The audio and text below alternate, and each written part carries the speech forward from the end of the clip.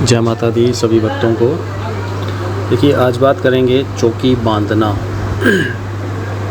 अगर हम लोग कुछ टाइम पहले की बात करें, यानी हमारे जो पूर्वज थे वो लोग मोस्टली जो गांव देहात में रहते थे वो लोग मोस्टली गाय भैंसें पाला करते थे।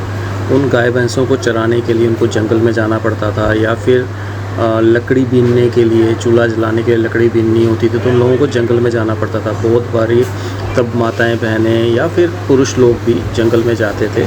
वहाँ पर उनको नींद लग जाती थी या फिर किसी बच्चे को सेफली थोड़ी देर के लिए सुलाना होता था, तो वो लोग क्या करते थे, किसी पेड़ के नीचे अपने बच्चे को सुला देते थे या फिर खुद रेस्ट करते थे। लेकिन वहाँ पर रेस्ट करने से पहले वो उस एरिया को बांध देते थे। उस एरिया के आगे पीछे एक पर्टिकुलर लिमिट तक वो एरिया बांध दिया जाता था, ताकि कोई भी जंगली जानवर या फिर कोई और चीज़ वहाँ पे उपद्रव ना करे। इस तरह से उस एरिया को बांधने का मतलब होता है, उसको तंत्र में जो वर्ड दिया गया वो है चौकी बांधना। तो चौकी बांधने से वो एरिया, उतना एरिया सुरक्षित रहता था। वहाँ पे कोई भी जंगली जानवर या फिर कोई भी सांप बिच्छू कोई अपना उपद्रव नहीं कर सकता था। तो ये विद्या भी हमारे यहाँ पे बहुत ज़्यादा प्रचलन में रही है और आज भी जीवित है ये विद्या। अभी भी बहुत से देहातों में ये चीज़ यूज़ में लाई जाती है।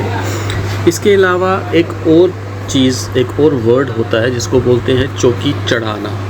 देखिए, आजकल जैसे आप लोगों ने देखा होगा बहुत से दरबार चल रहे हैं, जिन दरबारों में जो भगत लोग हैं वो अपने गद्दी के ऊपर बैठ के सवारी लेते हैं।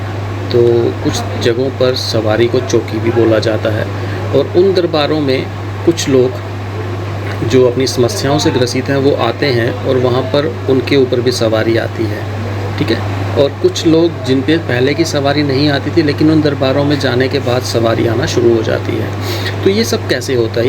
ये है कि जैसे कोई भगत अपनी किसी गद्दी के ऊपर बैठा हुआ है, वहाँ पे अपने काम कर रहा है, उनके पास, उस भगत के पास या तो कोई देवी शक्ति है या कोई प्रेत शक्ति है या कोई भी शक्ति उसके पास है जिसकी बेसिस पे वो अपना काम कर रहा है। जब कोई दूसरा व्यक्ति वहाँ पे जाता है और वो अपनी शक्ति को बढ़ाना चाहे, यानी जो भगत है वो अपनी शक्ति का विस्तार करना चाहे, विस्तार करने का मतलब होता है उस शक्ति की घर घर पूजना करवाना, तो अपनी शक्ति के कुछ गण वो आए हुए भक्त के ऊपर डाल देता है, बिठा देता है। और वो जो नया व्यक्ति या वो भक्त जो वहाँ पर अपनी समस्या को लेके आया होता है, उस भक्त के ऊपर भी सवारी आनी शुरू हो जाती है। इसको बोलते हैं चौकी चढ़ाना। यानी किसी ऐसे व्यक्ति के ऊपर जिस पे पहले से सवारी ना आती हो, उसके ऊपर अपनी शक्ति के कुछ गणों को भेज के या कुछ प्रेतों को भेज के उस व्यक्ति के ऊपर सवारी लेके आना, ये होता है चौकी चढ़ाना। उम्मीद करता हूँ कि ये चीज़ें आप लोगों को समझ में आई होंगी। अब देखो, सवारियों से मैं हमेशा ये बोलता हूँ कि दिक्कत होती है। सवारी से हमारे शरीर के ऊपर लोड आता है और सवारी हमेशा प्रेत ही लेते हैं। बड़ी शक्ति सवारी नहीं लेती, हमेशा प्रेत लेते हैं, ठीक है। अब कुछ लोगों पे सवारियां आती हैं, माता का नाम लेती हैं, बालाजी का नाम लेती हैं और वो बड़े अच्छे अच्छे काम करती हैं।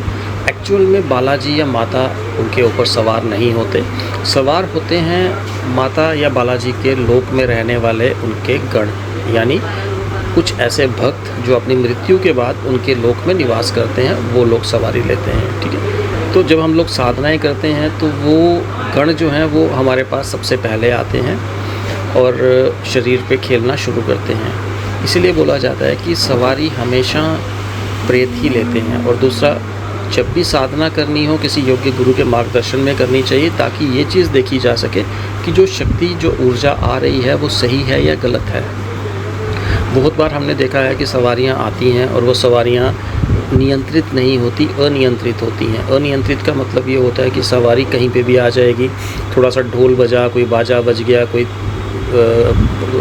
भी संगीत हो गया, भक्ति संगीत हो गया या भजन हो गए, तो वहाँ पे सवारी आनी शुरू हो जाएगी। किसी मंदिर में चले गए, वहाँ पे सवारी आनी शुरू हो जाएगी और सवारी बस ऐसे उल्ट पटांग हाथ पांव चलाना शुरू हो जाएगी। तो इस चीज़ को हम लोग बोलते हैं अनियंत्रित सवारी। अनियंत्रित सवारी जो होती है उसमें सवारी खुद कंफ्यूज होती है, यानी वो ऊर्जा खुद कंफ्यूज होती है। वो ऊर्जा इतनी ज़्यादा पकी हुई ऊर्जा नहीं होती कि जिसको पता हो मैं क्या है। कभी पूछोगे तो वो जवाब दे देगी मैं काली माता हूँ, कभी पूछोगे वो बोल देगी मैं बालाजी हूँ, कभी पूछोगे तो वो बोल देगी कि मैं कोई और अन्य शक्ति हूँ, जबकि उस ऊर्जा को खुद भी नहीं पता कि वो क्या है। वो एक्चुअल में बहुत ही एक निम्न कोटि का प्रेत है जिसको खुद भी नहीं पता कि वो क्या है। अब इस ऐसी सवारियों को अनियंत्रित सवारियां बोला जाता है। अब इसको या तो उतार देना चाहिए, यानी शरीर बंधन करके उस सवारी को हटा देना चाहिए, या फिर उस सवारी को बल दे करके इतना ऊर्जावान बना देना चाहिए कि वो माता या फिर बालाजी का भक्त बन के, यानी उनका गण बन के रहे। यानी उस सवारी को माता या बालाजी के अंडर बिठा देना चाहिए ताकि वो उनके गण के रूप में कार्य करें। ठीक है। दूसरी सवारियां होती हैं नियंत्रित सवारियां। नियंत्रित सवारियां जैसे कोई सवारी आई, अपने जयकारे लगाए उसने और उनसे प्रॉपर तरीके से बात हुई, वचन हुए, और वो सवारियां सिर्फ बुलाने पे ही आती हैं और बड़े बड़े काम कर देती हैं। ठीक है। इनको नियंत्रित सवारियां बोला जाता है।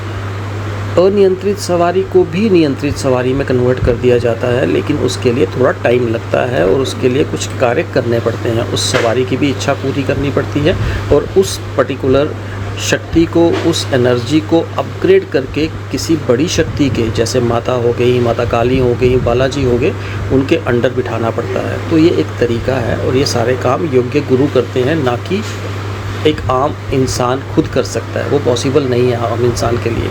तो उम्मीद करता हूँ कि आप लोगों को समझ में आया होगा कि ये चौकी चढ़ाना क्या होता है, चौकी बांधना क्या होता है, सवारी कैसे आती है, और सवारी जो है वो नियंत्रित और अनियंत्रित सवारी क्या होती है। हमेशा कोशिश ये करनी चाहिए सभी साधकों को कि उनके शरीर पे सवारी ना आए, शक्तियाँ साथ चलें, शक्तियाँ हर एक चीज़ का आभास करवाएं, अपना भोग ग्रहण करें और कार्य करें, शरीर के ऊपर ना आए। मेरा तो यह मानना है। जिन लोगों के शरीर पे सवारियां आती हैं, मैंने बहुत कम भी तो मैंने 70% से ज़्यादा लोग ऐसे देखे हैं कि उनके शरीर ख़राब हो जाते हैं। शरीर ख़राब होने का मतलब ये है कि हार्ट पे लोड आ जाएगा, हार्ट अटैक होने शुरू हो जाएंगे उनको, या फिर कोई और बीमारियां निकल आती हैं। तो इसलिए अपनी ऊर्जा से ज़्यादा ऊर्जा को अपने शरीर पे झेलने से शरीर में डिफेक्ट आने के चांसेस बढ़ते हैं। सो इसलिए मेरा मानना ये है कि शक्तियों को शरीर पे नहीं बुलाना चाहिए, इसकी बजाय साधना सिद्धि करके उनकी साथ कम्युनिकेशन बिठाना चाहिए। एक अलग तरीका होता है उसका। उस कम्युनिकेशन के थ्रू आप लोग बिना सवारी के भी लोगों की पूछा दे सकते हो, लोगों का लोक कल्याण का कार्य कर सकते हो, भोग दे करके शक्ति को चला सकते हो। ठीक है। तो उम्मीद करता हूँ कि आज की ये जानकारी आप लोगों को पसंद आई होगी। बहुत जल्दी फिर मिलेंगे। जय माता दी सभी भक्तों को।